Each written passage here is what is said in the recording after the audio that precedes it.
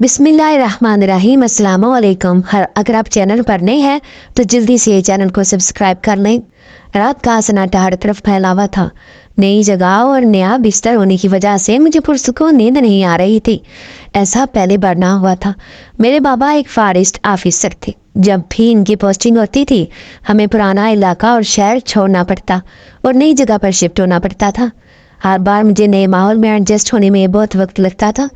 आज भी ऐसा ही हो रहा था। इस बंगले में मुझे बहुत अजनबियत महसूस हो रही थी। मुझे नींद नहीं आ रही थी।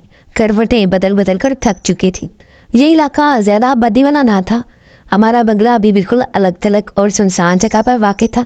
जंगली जानवरों के बोलने की आवाज़ गाय बगाए रात की खामोशी को चीरती हुई महसूस होती थी। रात काफ़ी बीत चुकी थी और मैं सोने की कोशिश कर रही थी। आंखें बंद किए मैं नीम गुनून की आलम में थी जब मुझे किसी बच्चे के कहका लगाने की आवाज़ सुनाई थी। मैंने जल्दी सी आंखें खोल ली और इधर उधर देखने लगी। खामोशी में एक बार फिर बच्चे के कहका लगाने की आवाज़ सुनाई दी। आवाज़ कमरे के बाहर से आ रही थी। बहुत वाज़ेह आवाज़ थी। मुझे हैरत हो रही थी क्योंकि हमारे घर तो कोई बच्चा भी ना था और सबसे करीबी घर भी काफ़ी फासले पर था।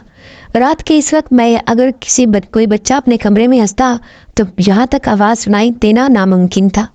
शायद रात की खामोशी की वजह से आवाज़ दूर तक जा रही थी। खुद को तसल्ली देने की कोशिश करते हुए मैंने सोचा। अचानक ही एक दिल दहला देने वाली खौफनाक चीख की आवाज़ सुनाई दी। रात के सन्नाटे में आवाज़ बहुत ऊंची और चीखती हुई थी।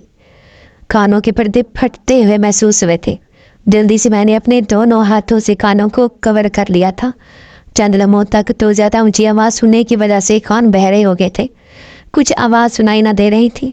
चीख की आवाज़ सुनकर मेरे दिल की धड़कनें बेतरतीब हो गई थी। मुझे खौफ महसूस हो रहा था। ऐसी खौफनाक आवाज़ सुनकर तो मुर्दे भी कब्र से बाहर आ जाएं। लेकिन मुझे मामा और बाबा पर हैरत हो रही थी जो अभी तक सो रहे थे। अगर इनकी आँख खुल जाती तो वो भी खौफजदा हो जाते और मेरे कमरे में ज़रूर आते। मैं लाशऊरी तौर पर इनका इंतज़ार कर रही थी लेकिन वो तो बेखबर सो रहे थे। सामने वाले कमरे में ही सो रहे थे। आज का सारा दिन बहुत मसरूफ़ गुजरा था। एक लंबे सफ़र के बाद हम दिन के वक्त यहाँ पहुँचे थे और फिर मामा के कहने पर मैंने अपने कपड़े अलमारी में तरतीब से रखे थे। मामा और बाबा ने मैट के साथ मिलकर किचन सेट किया था। बहुत ज़्यादा थक जाने की वजह से वो गहरी नींद सो रहे थे, इसलिए भयानक आवाज़ सुनकर भी इनकी आँख भी ना खुली थी। अब मुझे बहुत खौफ महसूस हो रहा था। एक तो मुझे ये आदत ना थी कि नई जगह पर जाकर पुरसुकून नींद सो जाऊँ। ऊपर से ऐसी आवाज़ें सुनकर तो मेरा दिल घबरा रहा था। मुझे खौफ महसूस हो रहा था। बहुत देर गुजर चुकी थी। इसके बाद दोबारा कोई आवाज़ सुनाई न थी। ये मेरा वहम नहीं था, हकीकत थी। मैंने अपने कानों से पहले किसी बच्चे के हंसने की आवाज़ें सुनी थी और फिर एक खौफनाक चीख की आवाज़ भी सुनाई दी। बिस्तर पर लेटते हुए मैंने खुद से कहा, अभी तक मुझे इस खौफनाक चीज़ की चीख की बाज़गश सुनाई दे रही थी। फिर ये वहम कैसे हो सकता है? आंखें बंद करके मैं यही सोच रही थी और कोशिश कर रही थी किसी तरह से नींद आ जाए। मैं अपनी कोशिश में कामयाब हो रही थी। मुझे नींद आने लगी थी। अचानक मुझे अपने करीब किसी की मौजूदगी का एहसास हुआ। सोते हुए भी मुझे इस बात का एहसास था कि मैं अपनी कमरे में अकेली हूँ और कमरे का दरवाज़ा बंद है। फिर कोई मेरे कमरे में कैसे आ सकता है? मैं जल्दी से आंखें खोलते हुए उठकर बैठ गई। बल्कि झपकते ही मुझे एक साया कमरे की खिड़की से बाहर निकलते हुए दिखाई दिया। मैं ये देखकर हैरत ज़दा रह गई थी कि साये को देखकर ऐसा महसूस हो रहा था कि कोई छोटा बच्चा था जो खिड़की से बाहर की तरफ कूद गया है। ये सब कुछ इतना हैरत अंगेज़ और अजीब था कि मुझे कुछ समझ ना आ रही थी कि क्या हो रहा है। मुझे गुस्सा आने लगा था। बहुत मुश्किल से तो मुझे नींद आ रही थी और ना जाने किसकी वजह से मेरी आँख खुल गई थी। नींद में होने की वजह से मैंने सोचा कि बंद खिड़की से बाहर की तरफ कूदना नामुमकिन है। ये मेरा वहम था और दोबारा सोने की कोशिश करने लगी। सो मेरी तबीयत बहुत वजन और बेजार थी क्योंकि पूरी रात मैंने बेचैनी से गुजार दी थी। मुझे लगता है कि हमारी प्यारी बेटी आज रात भर बेचैन रही है। इसके चेहरे से ही अंदाज़ा हो रहा है कि नींद पूरी नहीं हुई। आंखें सुर्ख हो रही हैं। नाश्ते की टेबल पर मुझे देखते ही बाबा ने इंतहाई प्यार भरे लहजे से कहा, आप अच्छी तरह से जानते हैं कि मुझे नई जगह पर एडजस्ट होने में बहुत वक्त लगता है, इसलिए चाहते हुए भी मैं पुरसुकून नींद नहीं ले सकी। शिकवा भरे लहजे से मैंने कहा, अपनी आदतों को बदलने की कोशिश करो। अब तक तो तुम्हें आदी हो जाना चाहिए था। ये तो तुम अच्छी तरह से जानती हो कि 2-3 साल के बाद हमारी जगह बदल जाती है, तुम्हारे बाबा की पोस्टिंग हो जाती है। इसके लिए तुम्हें ज़हनी तौर पर खुद को तैयार करना चाहिए, ना नाश्ते के बर्तन टेबल पर रखते हुए मामा ने मुझे समझाते हुए कहा, वो हर बार मुझे ऐसे ही कहती थी, लेकिन मैं क्या करती जब मुझे नई जगहों पर मसला का सामना करना पड़ता था। मैं कोशिश करती हूँ ना। आप क्या समझती हैं कि मैं कोशिश नहीं करती? पूरी रात मैं आंखें बंद करके लेटी रही ताकि सो जाऊं। एक तो इस इलाके में पता नहीं क्या मसला है, आधी रात के वक्त बच्चे हंसने लगते हैं और फिर डरावनी चीखें भी मारते हैं। मैं तो डरकर उठकर बैठ गई थी, लेकिन आप दोनों तो गहरी नींद सो रहे थे। खौफनाक आवाज़ सुनकर भी आपकी आंख ना खुली। मामा ने समझाने पर मैं नाराज़गी का इजहार करते हुए कहा, हम तो इस कदर थक चुके थे कि किसी किस्म की कोई आवाज़ सुनाई ना दी। अगर सुबह मैं हमें ना जगाती तो ना जाने कब तक सो रहे होते। एक तो इतना लंबा सफ़र, फिर घर की सेटिंग करते हुए बहुत ज़्यादा थक गए थे। सामने वाली कुर्सी पर बैठते हुए मामा ने कहा, डरने की कोई बात नहीं है, यहाँ पर आबादी कम है, लेकिन कोई ऐसी वैसी बात नहीं हो सकती। तुम्हें नींद नहीं आ रही थी इसीलिए तुम्हें ऐसा महसूस हुआ। अगर ऐसी कोई बात थी तो हमें जगा देती। बाबा ने संजीदा अंदाज से कहा, नहीं नहीं, मुझे डर नहीं लग रहा था, तो फिर मैं आपको क्यों जगाती? इन्हें तसल्ली देते हुए मैंने कहा। नाश्ते के बाद बाबा तो घर से बाहर चले गए और मामा मैड के साथ मिलकर घर के काम करने लगी। तुम शाम तक हमारे घर ही रुक जाया करो और जितने भी काम हुआ करें वो करके जाया करो। वो मैं ज़्यादा काम नहीं कर सकती। कुछ अर्सा पहले मेरा एक्सीडेंट हुआ था, इसलिए मजबूरन मुझे किसी की हेल्प लेनी पड़ती है। मैं फ़ोन पर बिजी थी जब मामा ने मेरे से कहा, बेगम साहिबा ऐसा नहीं हो सकता, मुझे शाम से पहले ही घर पहुंचना होता है। मेरा शोहर सारा दिन मजदूरी करके शाम को ही घर लौटता है। ऐसे में इसे मैं कैसे कह दूं कि वो शाम के वक्त मुझे भी देने के लिए आ जाए? मैड ने इनकार करते हुए कहा, तुमने तो बताया था यहाँ से 2 गलियां आगे तुम्हारा घर है और तुम्हें अकेले जाना आने जाने में कोई मसला नहीं होता, तो फिर तुम्हें अपने शोहर से कहने की क्या ज़रूरत है? मामा ने हैरान होते हुए पूछा। दिन के वक्त तो कोई मसला नहीं होता, लेकिन शाम के वक्त अकेले मुझे डर लगता है। यहाँ पर तो बहुत अजीबो गरीब और अनोखे वाक़यात रोनमा होते रहते हैं, इसलिए यहाँ के लोग शाम से पहले ही अपने काम ख़त्म करके घरों में घुस कर बैठ जाते हैं। क्या आपको दिखाई नहीं देता कि यहाँ करीब ही कितना बड़ा पहाड़ है और जंगल है, इसलिए हमें एहतियात करनी चाहिए। मीर ने अपना मसला समझाने की कोशिश करते हुए कहा, अच्छा, अगर ऐसी बात है तो कोई मसला नहीं, तुम अपना काम खत्म करके शाम से पहले घर लौट जाया करो, मैं खुद ही काम कर लिया करूँगी, और अगर मुझसे ना हुआ तो तुम अगले दिन कर लिया करना। मैं नहीं चाहती कि तुम्हें कोई भी परेशानी हो। मामा ने इसकी बात समझते हुए सर हिलाकर कहा, शुक्रिया बेगम साहिबा, मुझे आपसे यही उम्मीद थी। मीर ने खुश होते हुए कहा, मेरा सारा ध्यान इसकी बातों की तरफ था। बाबा तो कह रहे थे इस इलाके में कोई मसला नहीं, जबकि इस मेड के मुताबिक जंगल और पहाड़ की वजह से यहाँ पर अजीबोगरीब वाक़यात रोनमा होते रहते हैं। अभी तुम क्या कह रही थी कि इस इलाके में शाम के वक्त अजीबोगरीब वाक़यात रोनमा होते हैं? कोई वाक़या हमें भी सुनाओ ताकि हमें पता चले कि क्या होता है। मेड की बातों से मुतासिर होकर मैंने कहा, मुझे तो बहुत डर लगता है, इसलिए मैं तो कभी रात को अपने कमरे से बाहर नहीं निकली, चाहे कुछ भी हो जाए। लेकिन यहाँ पर रहने वाले लोग बताते हैं अक्सर आधी रात के वक्त इन गलियों में एक परछाई दिखाई देती है, जो कि किसी औरत की परछाई है। अगर इसके रास्ते में कोई आ जाए तो वो इसे मार देती है। बरसों पुरानी बात है कि एक बच्ची जिसे नींद में चलने की आदत थी, वो अपने घर के दरवाजे से बाहर निकली तो इस वक्त गली में से परछाई भी गुजर रही थी। सुबह गली में से बच्ची की लाश मिली, जिसे गला दबा कर मार दिया गया था। मैड ने इंतहाई गुमज़दा अंदाज से कहा, क्या तुमने कभी वो परछाई देखी है? मैंने जल्दी से पूछा। नहीं, अल्लाह ना करे मैं कभी वो परछाई देखूं। ना बीबी जी ना, मुझे तो कोई शिकवा नहीं, कोई शौक नहीं है। मैं तो बहुत डरती हूँ और अल्लाह से दुआ करती हूँ कि मुझे ज़िंदगी में कभी भी ऐसी कोई चीज़ नज़र ना आए। मैड ने डरते हुए कहा और अपने काम में मसरूफ़ होगी। इसकी बातें मेरे जहन में गर्दिश करने लगी। अचानक से मेरे जहन में एक झमाका हुआ। रात मैंने भी एक साया देखा था, लेकिन मैड तो कह रही थी कि रातों को नजर आने वाला साया औरत का होता है, लेकिन मैंने जो परछाई देखी थी वो तो किसी बच्चे की परछाई लग रही थी। रात का मंजर ज़हन में लाते हुए मैंने सोचा, अब बातें करना बंद करो, अपना काम करो, फिर शाम से पहले ही तुम वापस जाने का शोर मचा देती हूँ। मामा ने मेड से कहा तो वो किचन में चली गई। तुम्हें इसकी बातों पर तवज्जो देने की ज़रूरत नहीं है। ये सादा लोग होते हैं और इनके पास किसी किस्म की कोई तालीम भी नहीं होती, सुनी सुनाई बातों पर यकीन कर लेते हैं। मामा ने मुझे समझाते हुए कहा। शाम को बाबा घर वापस आए तो मामा ने इनसे मेरी पढ़ाई के बारे में बात की। मैंने लोगों से पूछा है, यहाँ पर सिर्फ एक ही प्राइवेट स्कूल है, इसके अलावा किसी किस्म का भी कोई तालीमी इदारा नहीं रही है। आबादी कम होने की वजह से एक ही स्कूल है, इसी में तानिया को मैं एडमिशन दिलवा दूँ। मैंने आज घूम फिर कर इस इलाकों को देखा है जहाँ पर तो कोई सहूलत ना होने के बराबर है। इस साल तो तानिया 8वीं क्लास में पढ़ रही है, लेकिन नेक्स्ट ईयर मैं इसका दाखिला शहर के किसी अच्छे स्कूल में करवा दूंगा। तुम इसके साथ ही रहना, मेरी तो जॉब का मसला है, लेकिन अब मैंने तानिया की पढ़ाई के साथ कोई कंप्रोमाइज़ नहीं करना। रात के खाने पर बाबा ने कहा था, मैं भी यही सोच रही हूँ कि तानिया की पढ़ाई बहुत डिस्टर्ब हो जाती है। अब मैं और तानिया अपने शहर वाले घर में रहा करेंगे और आपकी जहाँ पोस्टिंग होगी आपको तो वहाँ जाना पड़ेगा।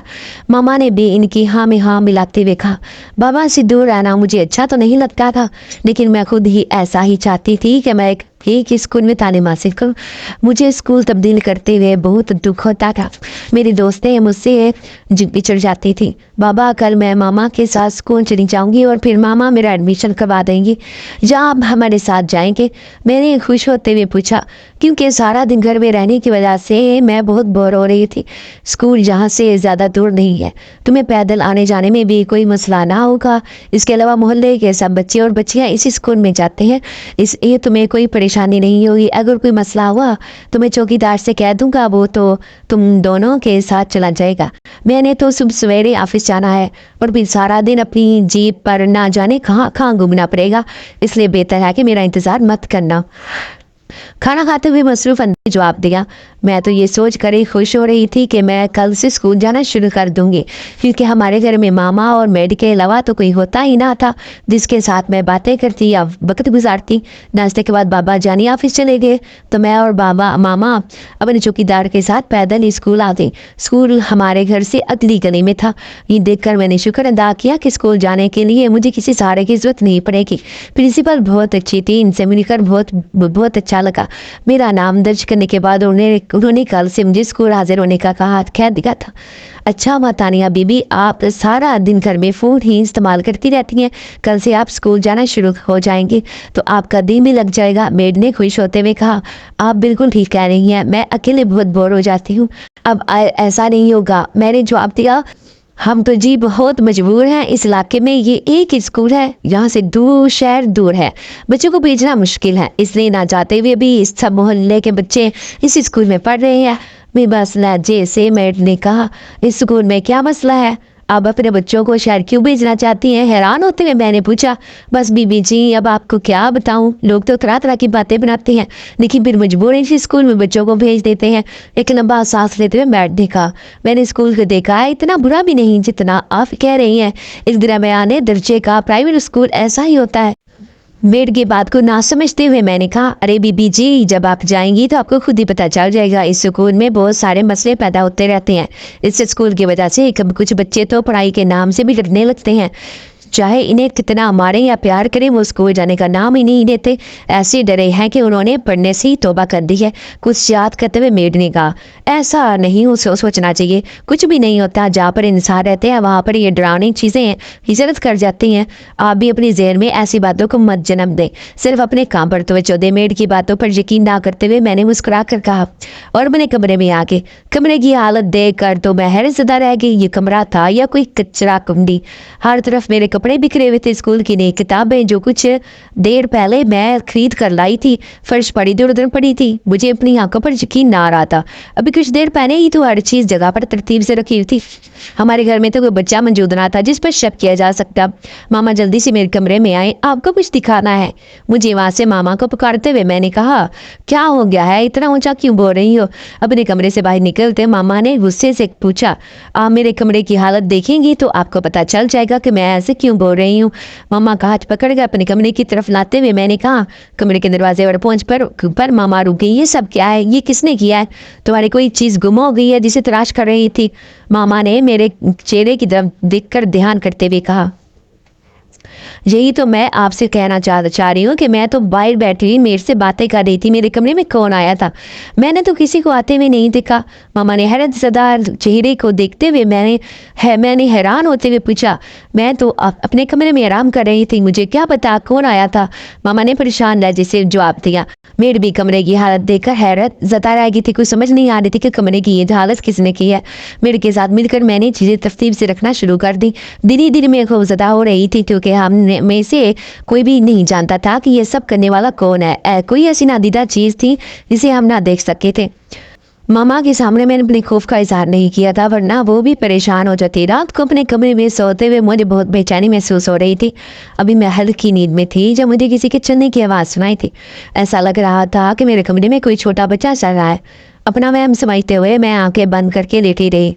कुछ देर की खामोशी के बाद एक बार फिर मुझे आवाज़ सुनाई दी। ऐसा महसूस हो रहा था कि कमरे में बहुत सारे बच्चे खेल रहे हैं, खुशी से उछल कूद कर रहे हैं। खूब ज़्यादा होते हुए मैं जल्दी से उठकर बैठ गई। आवाज़ें सुनाई देना बंद हो गई थी। हर तरफ खामोशी छा गई थी। कमरे में कोई भी नजर ना आ रहा था, लेकिन मुझे बहुत से घूरती हुई आंखें महसूस हो रही थी। खौफ से तर तर कांपते हुए मैं कमरे में इधर उधर देखने लगी। हल्की सी आवाज़ के साथ कमरे की खिड़की खुद ब खुद खुल गई थी। इसे खोलने वाला तो कोई दिखाई नहीं दे रहा था। अचानक की धप की आवाज़ सुनाई दी, जैसे किसी ने खिड़की से बाहर चिनाग लगाई हो। धप धप की आवाज़ बार बार सुनाई दे रही थी। मुझे ऐसा महसूस हो रहा था कि खिड़की से बहुत से लोगों ने चिनाग लगाई है और वो सब मेरे कमरे में मौजूद थे। डर की वजह से मेरा जिस्म पसीने से शराबवर हो चुका था। मुझे डरने की कोई ज़रूरत नहीं है। अगर यहाँ पर कोई चीज़ मौजूद भी है तो उसने मुझे कोई नुकसान नहीं पहुंचाया, इसलिए मुझे डरना नहीं चाहिए। मैंने खुद को तसल्ली देते हुए कहा। अचानक ही मैंने खिड़की से बाहर देखने का फैसला कर लिया ताकि मुझे कुछ अंदाज़ा हो सके। रुक रुक कर कदम उठाते हुए मैं खिड़की के सामने आकर रुक गई थी। बाहर झांक कर देखा तो हैरत और खौफ के मारे सांस रुकता हुआ महसूस होने लगा। खौफ के मारे अपनी जगह से हरकत भी ना कर पा रही थी। मेरी आंखों के सामने एक अजीबोगरीब मखलूक खड़ी थी, जिसका जिस्म नहीं बल्कि साया दिखाई दे रहा था। ये किसी औरत की परछाई थी जो अपनी खौफनाक आंखों से मुझे घूर रही थी। उसने अपना सूखा हुआ हाथ मेरी तरफ बढ़ाया। हिम्मत जमा करते हुए मैंने ऊंची आवाज से चीखना शुरू कर दिया। इससे पहले कि वो परछाई हाथ बढ़ाकर मुझे पकड़ती, मैं खौफ के मारे बेहोश होकर जमीन पर गिर गई थी। जब भी होश आया तो मैं अपने कमरे में अपने बिस्तर पर मौजूद थी। मामा भी मेरे साथ ही बेड पर नीम दराज थे, जबकि बाबा सोफे की पुश्त से टेक लगाई सोने की कोशिश कर रहे थे। अल्लाह का लाख लाख शुक्र है कि तुमने आंखें तो खोली हैं। मैं तो बहुत परेशान हो गई थी, ना जाने तुम्हें क्या हो गया है। मुझे आंखें खोले देखकर मामा ने खुशी से कहा। कुछ देर पहले वाला वाक़या मेरे ज़हन में घूमने लगा था और मैं खूब ज़्यादा निगाहों से खिड़की की तरफ देखने लगी। अब खिड़की बंद थी। इसे बंद देखकर मुझे कुछ हौसला हुआ था। बाबा भी उठकर मेरे करीब आ गए। क्या हुआ था? तुमने चीखना क्यों शुरू किया हुआ था? अच्छा हुआ तुम्हारी चीखने की आवाज़ सुनकर मेरी आँख खुल गई थी और जब हम तुम्हारे कमरे में आए तो तुम ज़मीन पर बेहोश पड़ी थी। बाबा ने मेरा हाथ अपने हाथ में पकड़कर इंतहाई प्यार भरे लहजे से पूछा। खूब ज़्यादा लहजे से मैंने सारा वाक़या सुना दिया, जिसे सुनने के बाद मामा और बाबा दोनों बहुत परेशान दिखाई देने लगे थे। आज के बाद तुम अपने कमरे में अकेली नहीं सोगी, मैं तुम्हें अपने साथ सुलाया करूंगी, मामा ने खौफजदा होते हुए कहा। अब सब के लिए यही बेहतरी है कि हम एक ही कमरे में सो जाया करें ताकि मुश्किल वक्त में एक दूसरे का साथ दे सकें। मामा की तजवीज़ से बाबा ने भी इतफाक करते हुए कहा। मैं हैरान थी। ये मामा और बाबा तो इस कदर परेशान हो गए थे कि एक ही लम्हे के लिए भी मुझे आंखों से ओझल ना करना चाहते थे। रात वाले वाक़े की वजह से मैं इस कदर खौफजदा हो गई थी कि मेरा सारा जिस्म बुखार में तप रहा था। स्कूल जाने की सारी खुशी मिलिया मेट हो गई थी। 2-3 दिन तक मुझे शदीद बुखार ने अपने पेट में रखा और भी तबीयत बेहतर होने लगी। मामा बाबा कुरानी आयत पढ़कर मुझ पर दम करते, जिससे मुझे बहुत सुकून महसूस होता था। 3 दिन के बाद मैंने रात को अपना यूनिफॉर्म और बैग तैयार करके रख दिया। सुबह मैंने स्कूल जाना था। तुमने अच्छी तरह से नाश्ता करना है। इस छोटे से स्कूल की छोटी सी कैंटीन से तुम्हारी पसंद की कोई चीज़ ना होगी, इसलिए बेहतर है कि नाश्ता करके जाओ। मामा ने मुझे नाश्ते से हाथ खींचते हुए देखा तो जल्दी से कहा। अब जानती है ना मैं नाश्ता नहीं कर सकती, इसलिए मुझे फोर्स ना करे। मामा ज़बरदस्ती कहने पर मैंने मिन्नत भरे लहजे से कहा, अगर ऐसी बात है तो तुम्हें लंच बॉक्स दे देती हूँ। जब तुम्हें भूख लगेगी खा लेना। मामा ने मजीद इसरार करते हुए कहा। मैंने मामा के इतनी जल्दी मान जाने पर दिल ही दिल में शुक्र अदा करने लगी, वरना तो वो मुझे हर सूरत में नाश्ता करवाती थी, चाहे मैं कितना ही इनकार क्यों ना करती।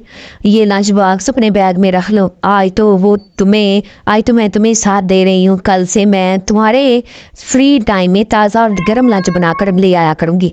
मामा ने इंतहाई प्यार भरे लहजे से कहा। अब लंच बॉक्स मेरे बैग के करीब रख दे, मैं बैग में डाल लूँगी। मामा के प्यार भरे लहजे पर मैं मुस्कुराते हुए कहा, दरवाजे पर बेल हुई तो मैं अपना बैग उठाकर बाहर आ गई। सारा जो कि हमारी हमसाई थी, न सिर्फ मेरी क्लास फेलो थी बल्कि स्कूल फेलो भी थी। मम्मा ने इसे कह दिया था कि वो मुझे स्कूल जाते वक्त अपने साथ ले जाया करें। मैं इससे पहले भी इससे मिल चुकी थी। करते हुए हम स्कूल पहुंच गई। आज मेरा स्कूल में पहला दिन था, लेकिन मेरी सब क्लास फेलो मुझसे यूँ मिल रही थी जैसे मुझे बहुत अच्छी तरह से जानती हूँ। पहले दिन भी मुझे क्लास में कोई अजनबियत महसूस ना हुई थी। फ्री पीरियड में मुझे भूख महसूस हुई तब मुझे मामा के हाथ का बना हुआ लंच याद आ गया। लेकिन ये क्या, मेरे बैग में तो लंच बॉक्स ही मौजूद ना था। मुझे अच्छी तरह से याद था कि मैंने लंच बॉक्स बैग में रखा था। फिर वो कहाँ चला गया? इधर उधर देखते हुए मैंने सोचा मेरा आज क्लास में पहला दिन था, इसलिए खामोशी इख्तियार कर ली थी। मुझे ऐसा लग रहा था कि क्लास की किसी लड़की ने मेरा लंच बॉक्स चोरी कर लिया। मुझे बहुत दुख हो रहा था। आज पहले दिन ही मेरा लंच बॉक्स चोरी हो गया था। स्कूल से वापसी पर शदीद भूख लगी हुई थी, इसलिए यूनिफॉर्म चेंज करने से पहले मैंने खाना खाया। मैंने लंच बॉक्स के बारे में मामा से कोई बात ना की। मुमकिन था कि वो प्रिंसिपल के पास शिकायत लेकर जब पहुंच जाती, और मैं ऐसा हरगिज ना चाहती थी। मेड थोड़ी देर के लिए आराम कर रही थी और मैं भी नमाज अदा करने लगी। खाने से फारिग होकर ये बर्तन किचन में रख देना, मामा ने मुझसे कहा, और अपने कमरे में चली जाना। खाने से फारिग होकर मैंने बर्तन उठाकर किचन में रख गई तो हैरत की इंतहाई ना रही। सामने ही मेरा लंच बॉक्स पड़ा हुआ दिखाई दिया। मुझे अपनी आंखों पर यकीन ना आ रहा था। मैंने खुद इसे बैग में रखा था या फिर यहाँ कैसे आ गया? लंच बॉक्स की तरफ देखते हुए मैंने खुद से कहा, शायद मैं इसे घर ही छोड़ कर चली गई थी। लंच बॉक्स की तरफ देखते हुए हैरत से मैंने सोचा, इसे खोल कर देखा तो वो लंच बॉक्स खाली था। अपने कमरे में आकर मैंने लंच बॉक्स के बारे में ही सोचती रही, क्योंकि मैंने इसे अपने बैग में रखा था। लेकिन अब मैं डबल माइंडेड हो रही थी कि ना जाने रखा था या नहीं। तुम कमरे में अकेली क्या कर रही हो? मेरे कमरे में आ जाओ। मम्मा नमाज से फारिग हुई तो मेरे कमरे में आकर कहा, मैं यूनिफॉर्म बदल कर आ रही हूँ। अलमारी से कपड़े निकालते हुए मैंने जवाब दिया। अपना बैग उठाकर मैं मम्मा के कमरे में आ गई। मैंने तुम्हारे लिए सैंडविच बनाए थे, क्या तुमने स्कूल में खाए थे और तुम्हें कैसे लगे थे? अगर तुम पसंद आए हों तो मैं तुम्हारे लिए हर रोज़ सैंडविच बना दिया करूँगी। मामा ने मुझसे पूछा। अब मामा को बताना ही था। शायद मैं अपना लंच बॉक्स घर ही छोड़कर चली गई थी, इसलिए मैंने कैंटीन से कोई चीज़ खा ली थी। हैरत है, जैसे ही मैंने जवाब दिया, क्या मतलब है? तुम लंच बॉक्स नहीं लेकर गई थी? लेकिन मैंने तो तुम्हें इसे बैग में डालते हुए देखा था और इसके बाद मैंने इसे घर में नहीं देखा। शायद तुम्हें कोई गलतफहमी हुई है या स्कूल में किसी लड़की ने तुम्हारा लंच बॉक्स निकाल दिया होगा। मामा ने हैरान होते हुए कहा, नहीं नहीं, स्कूल में गुम नहीं हुआ था, बल्कि मैंने इसको भी किचन में देखा है।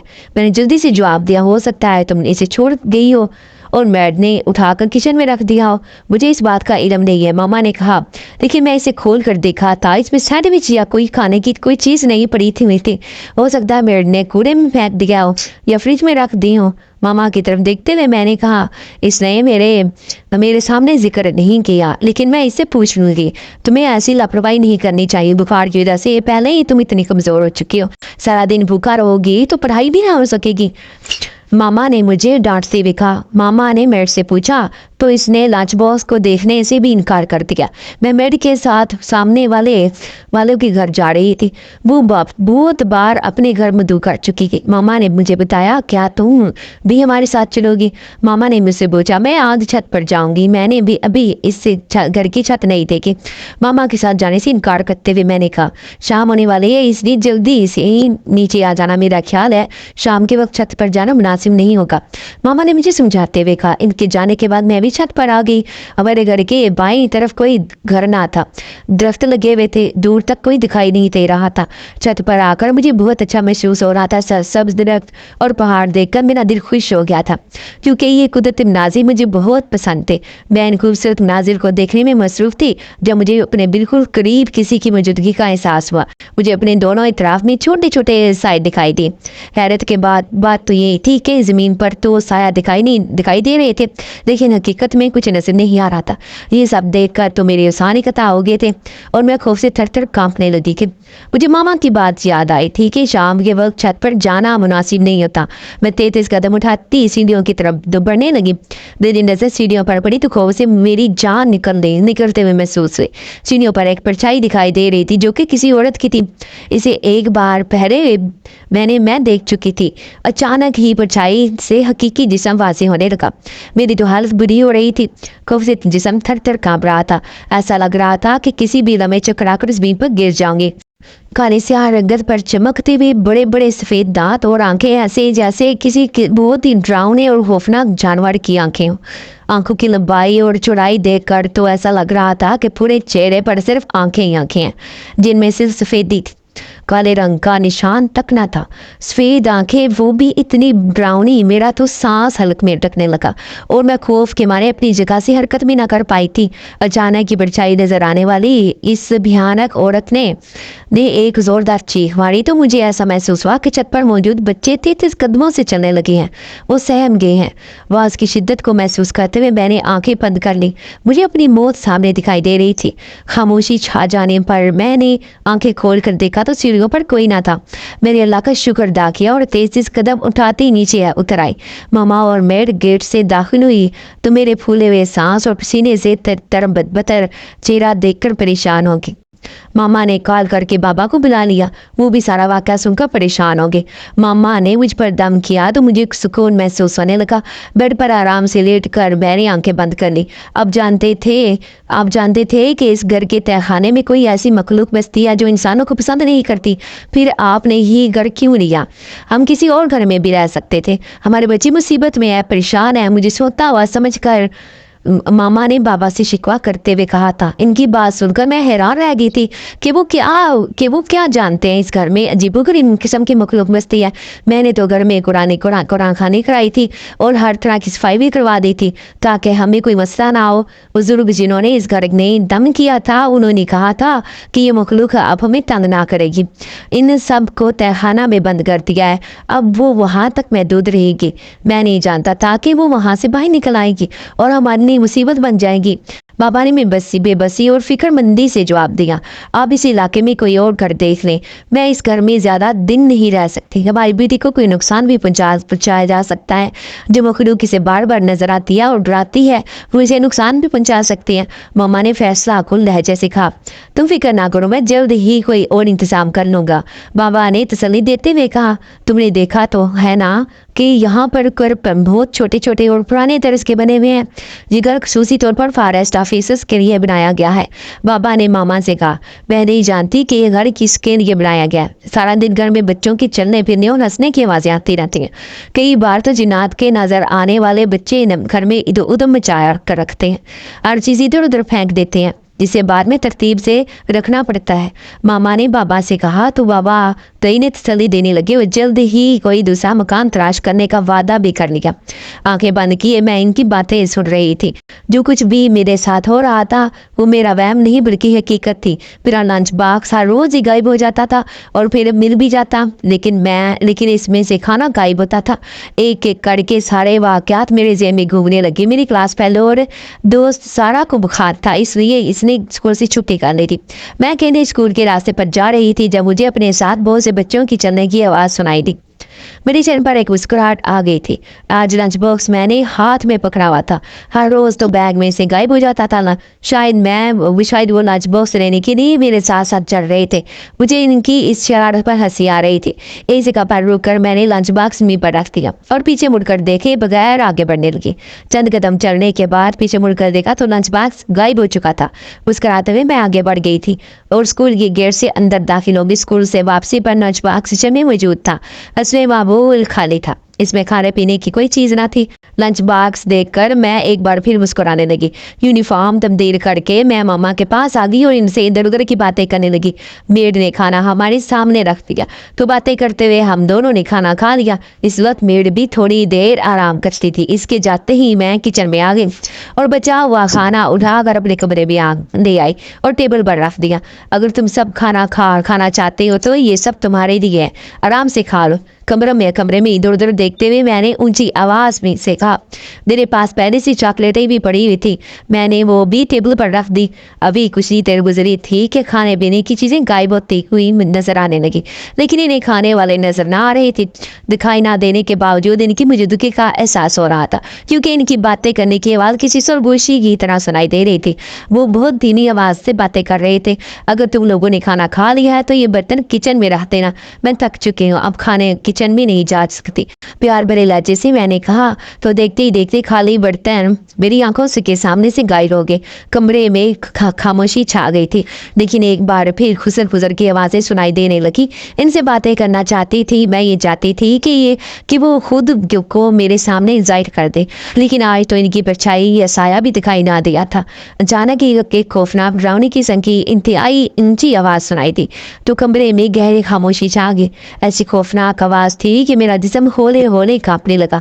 मैं इस खौफनाक औरत की शक्ल दोबारा ना दिखना चाहती थी, इसलिए आंखें बंद कर ली। ये कैसी आवाज़ थी? कमरे के दरवाजे से अंदर दाखिल होते हुए मामा ने परेशानी से पूछा। मेड भी इनके साथ ही कमरे में दाखिल हुई थी। उन्होंने ये भी डरावनी और खौफनाक आवाज़ सुन ली थी। मैं नहीं जानती, मैंने भी आपकी तरह आवाज़ ही सुनी है।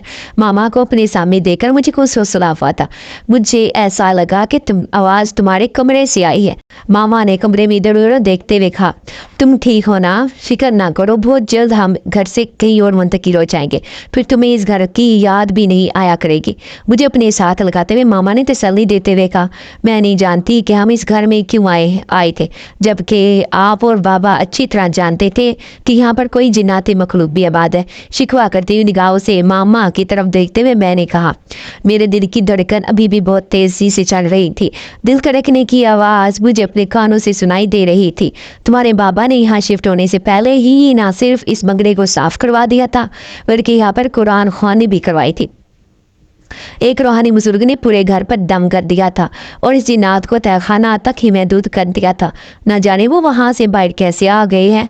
मामा ने मुझे बताया आज तुम्हारे बाबा फिर इन्हीं रूहानी बुजुर्ग के पास गए हैं। मुझे उम्मीद है कि हम बहुत जल्द इस मसले से छुटकारा हासिल कर लेंगे।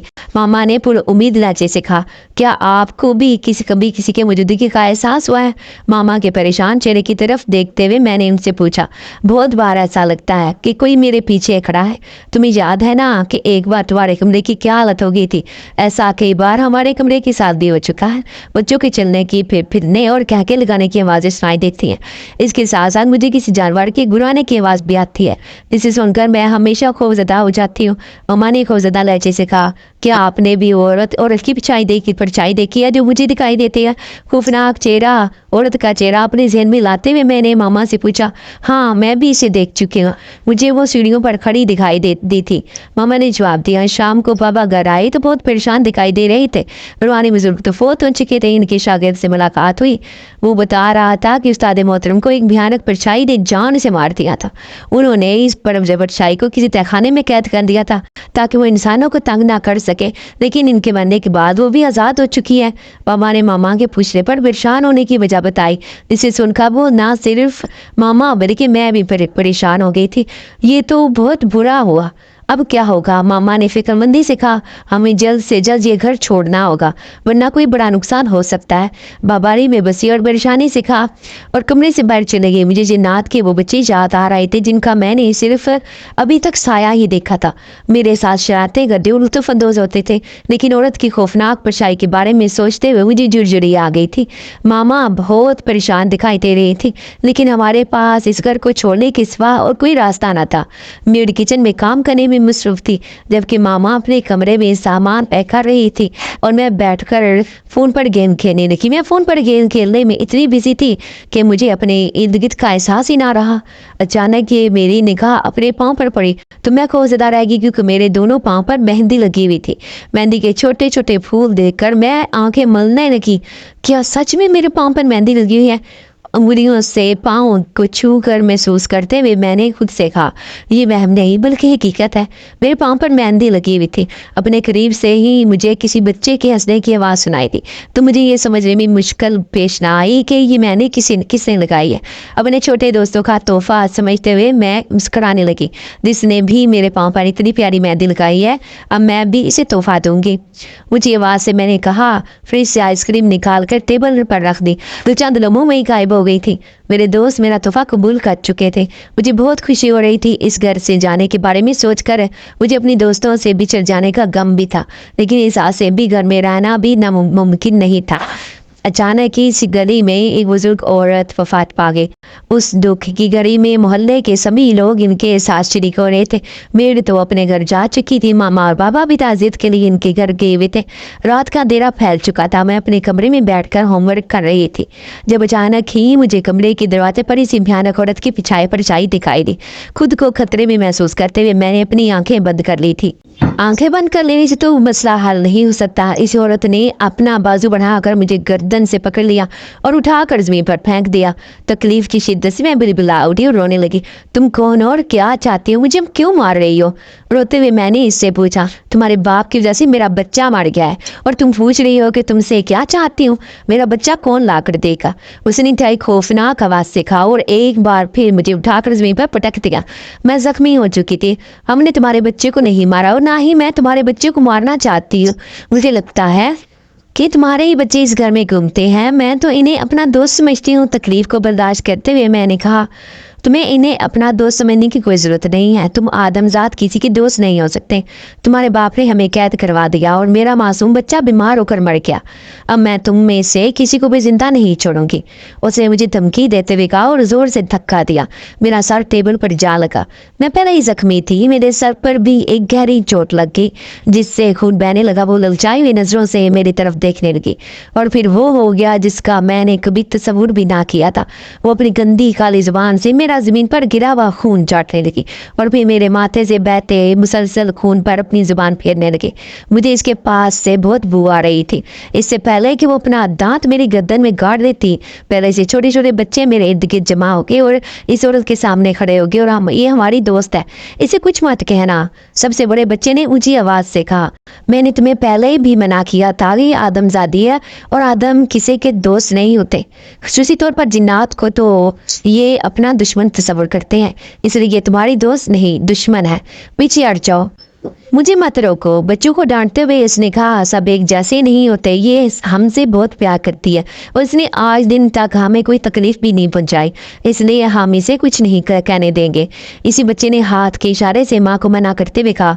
वो अपनी जुबान लंबी करते हुए मेरे चेहरे पर आ जाने वाले खून चाटने लगी। मेरा दिल जोर जोर से धड़क रहा था और ऐसा लग रहा था कि ये बच्चे नाकाम हो जाएंगे और ये औरत अपने मकसद में कामयाब हो जाएगी। मामा और बाबा अपने मेरे कमरे में दाखिल हुए तो सामने का मंजर देखकर खौफ से कांपने लगे। तुम कौन और हमसे क्या चाहती हो? खुदा का वास्ता है मेरी बच्ची को छोड़ दो। मामा ने मिन्नत करते हुए कहा, तुम लोगों ने मेरे बच्चे को छोड़ा था। तुम दोनों की वजह से मेरा बच्चा मुझे छोड़कर चला गया। मैं भी तुम दोनों को ऐसी सजा दूंगी जो सारी जिंदगी याद रखोगी। तुम्हारे बच्ची की मौत तुम्हारे सामने होगी तो तुम्हें एहसास होगा कि दूसरों के बच्चों को उनकी मौत के मुंह में उतारने वालों को सजा कैसे दी जा सकती है।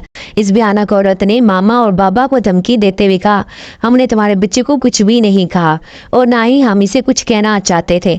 ये तो अल्लाह ताला की तरफ से हुआ है। क्या तुम इस बात पर यकीन नहीं रखती कि जिंदगी और मौत का इख्तियार सिर्फ अल्लाह के हाथ में है? फिर तुम इसका इल्ज़ाम हमें क्यों दे सकती हो? बाबा ने इंतहाई गुस्से और तल्ख लहजे से कहा, अगर तुम हमें कैद ना करते तो मैं अपने बच्चे को बचा लेती। अफसोस भरी निगाहों से बाबा की तरफ देखते हुए कहा। उसने कहा, अगर तुम्हारे बच्चे की जिंदगी होती तो तुम इस कैद से निकल जाती, बल्कि तुम हमारी कैद में आती ही ना। लेकिन एक ऐसा गुनाह की सजा हमें दे रही हो जो हमने किया ही नहीं। तुम्हें इंसानों की आबादी से हट कर रहना चाहिए। जहाँ पर इंसान आबाद है तो जिन्नात का क्या काम है? बाबा ने एक लंबा सांस लेते हुए कहा, मैं तुम दोनों को सिर्फ 2 दिन का वक्त दे रही हूँ। इस घर को छोड़कर हमेशा हमेशा के लिए यहाँ से चले जाओ, वरना मैं ना सिर्फ इस लड़की को बल्कि तुम दोनों को भी मार दूंगी। मैं अपने बच्चे को नहीं भूल सकती। इंतहाई दुखी लहजे से उसने हमें 2 दिन की मोहलत देते हुए कहा और हमारी आंखों के सामने से गायब हो गई। मैं अपने इन नन्हे नन्हे दोस्तों को देखने लगी जिन्होंने मुझे बचा लिया था। वो मोहब्बत भरी निगाहों से मुझे देख रहे थे और फिर हाथ हिलाते हुए गायब हो गए। इनके जाने के बाद मामा और बाबा ने मेरी मरहम पट्टी की और कमरे की सफाई भी करवा दी। हमारे पास सिर्फ 2 दिन थे और ये वक्त मैं अपने दोस्तों के साथ ही गुजारना चाहती थी। मैंने अपने दोस्तों के लिए बहुत अच्छा खाना भी बनाया ताकि वो हमेशा मुझे याद रखे। बाबा ने जल्द ही दूसरे घर का इंतजाम कर लिया था। मेरे दोस्त दरवाजे तक मुझे खुदाफिज कहने के लिए आए थे। इनसे बिछड़ते हुए मैं बहुत उदास हो रही थी और वो तो बाकायदा रो रहे थे। छोटे बच्चे के रोने की आवाज़ मेरे कानों में पड़ रही थी। हाथ हिला कर इन्हें अल्लाह हाफिज़ कहते हुए मैं गाड़ी में बैठ गई और तब तक इन्हें देखती रही जब तक वो नज़र आ रहे थे। कई बरस गुजर चुके लेकिन मुझे अपने वो नन्हे मुन्ने दोस्त आज भी याद है। इनके साथ वो भयानक परछाई अब भी कभी कभी मुझे ख्वाबों में महसूस होती है और मैं खौफजदा होकर उठकर बैठ जाती हूँ।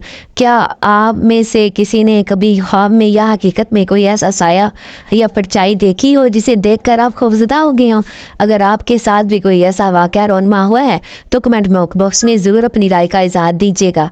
तो अपनी दुआ में याद रखिएगा, अपना बहुत सा ख्याल रखिएगा और वीडियो को लाइक करने के साथ साथ अपने चैनल को ज़रूर सब्सक्राइब कर लेना है ताकि मेरी हर आने वाली वीडियो आप तक लाजमी से पहुँच सके। तो अपनी दुआ में याद रखिएगा, अपना बहुत सा ख्याल रखिएगा और सब्सक्राइब करके जाना है। ओके, अल्लाह हाफिज़।